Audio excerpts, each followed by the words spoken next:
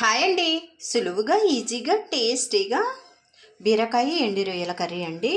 దానికోసం ఒక పావు కేజీ బీరకాయ తీసుకొని శుభ్రం చేసి కట్ చేసి పెట్టుకున్నాము. పై తొక్కు తీసేసుకొని ఉల్లిపాయలు ఒక పెద్ద ఉల్లిపాయ అండి, ఒక టమాటా, పచ్చిమిర్చిలు 2, రొయ్యలండి ఒక 50 గ్రామ్స్ ఉంటాయి. వాటిని ముందుగానే డ్రైగా వేయించుకొని శుభ్రంగా కడిగేసుకోవాలండి. అందులో సన్న ఇసక ఉండిద్దండి. ఆ ఇసక అంతా పోయేటట్టుగా ఒక 2-3 సార్లు కడిగేసుకొని ఒక గోరువెచ్చని నీళ్లు కాగబెట్టి పెట్టుకున్నామండి, అందులో వేసేసుకోవాలి. ఇందులో వేసేసుకొని ఇప్పుడు కూర రెడీ చేసుకోవాలండి. ఇలా వేసుకోవటం వలన స్మెల్ అనేది వస్తుంది, కంపల్సరీగా వస్తుంది. కొంచెం తక్కువగా ఉంటుంది, స్మెల్ కూడా చాలామందికి ఇష్టపడతారండి. ఇలా నీళ్ళల్లో వేసేసుకొని ఇప్పుడు కర్రీ అన్నది రెడీ చేసేసుకుందామండి. ముందుగా స్టవ్ వెలిగించుకొని ప్యాన్ పెట్టేసుకోవాలి. ఇందులోనికి ఒక 4 టేబుల్ స్పూన్ల ఆయిల్ వేసుకోవాలి. ఆయిల్ వేడెక్కేసిందండి. ఇందులోనికి సన్నగా తరిగి పెట్టుకున్న ఉల్లిపాయలు వేసేసుకోవాలి. ఇందులోనికి పచ్చిమిర్చి కూడా వేసుకొని వేయించుకోవాలి.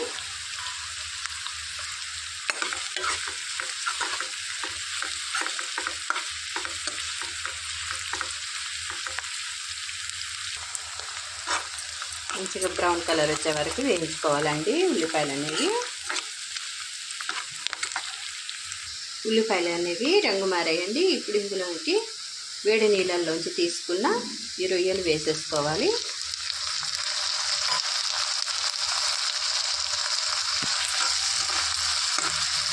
నూనెలో వేగేటప్పుడు చాలా మంచి వాసన వచ్చిందండి.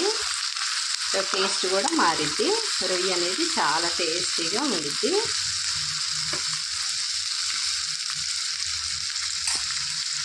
ఇందులోనికి 1 టేబుల్ స్పూన్ అల్లం వెల్లుల్లి పేస్ట్ వేసుకొని వేయించుకోవాలి.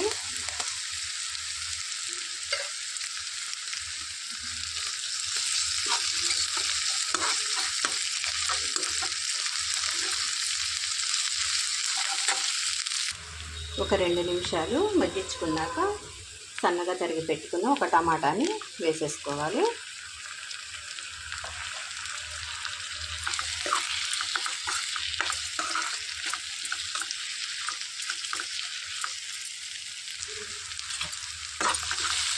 టమాటా అనేది బాగా మగ్గిపోయిందండి. ఇందులోనికి బీరకాయ ముక్కలు వేసేసుకోవాలి.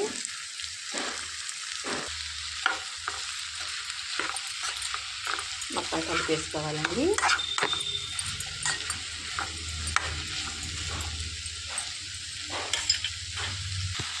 ఇందులోనికి 1/2 టేబుల్ స్పూన్ పసుపు వేసుకోవాలి. 1 టేబుల్ స్పూన్ కారం వేసుకోవాలి. 1/2 టేబుల్ స్పూన్ ధనియా పౌడర్ వేసుకోవాలి. రుచికి సరిపడా ఉప్పు వేసేసుకొని మొత్తం కలిపేసుకోవాలి.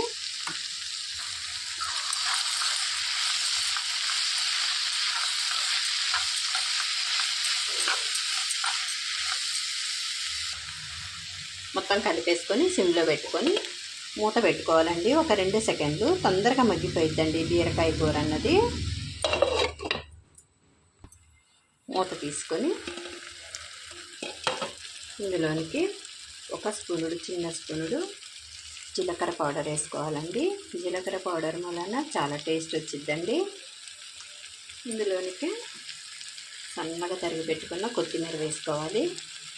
కొత్తిమీర కొంచెం ఎక్కువ వేసుకుంటే బాగుంటుందండి.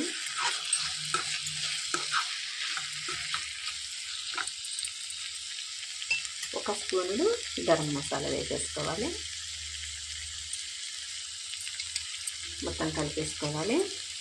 లేత బీరకాయ అయితే అండి అందులో వాటర్ దిగుతాయి, వాటర్ పోసుకునే అవసరం ఉండదు.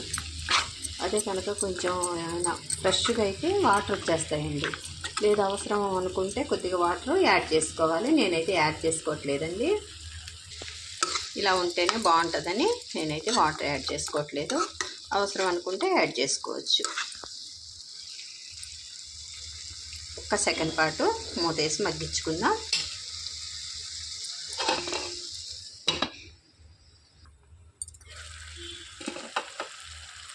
స్టవ్ ఆఫ్ చేసేసుకొని సర్వింగ్ బౌల్లోకి తీసుకోవాలండి. రెడీ అయిపోయిందండి. ఎంతో టేస్టీ అయిన బీరకాయ ఎండు రొయ్యల కర్రీ అండి. ఈ కర్రీ అన్నం, చపాతీ, వేడివేడి అన్నంలోకి చాలా బాగుండిద్ది. చపాతీకి కూడా చాలా బాగుండిద్దండి.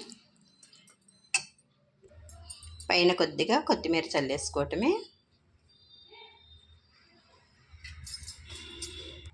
రెడీ అయిపోయిందండి. సులువుగా, ఈజీగా, టేస్టీగా బీరకాయ ఎండు రొయ్యల కర్రీ అండి. మీరు తప్పకుండా ట్రై చేసి చూడండి. ఎలా వచ్చిందో కామెంట్ చేయండి, సబ్స్క్రైబ్ చేయండి, లైక్ చేయండి. బాయ్ అండి.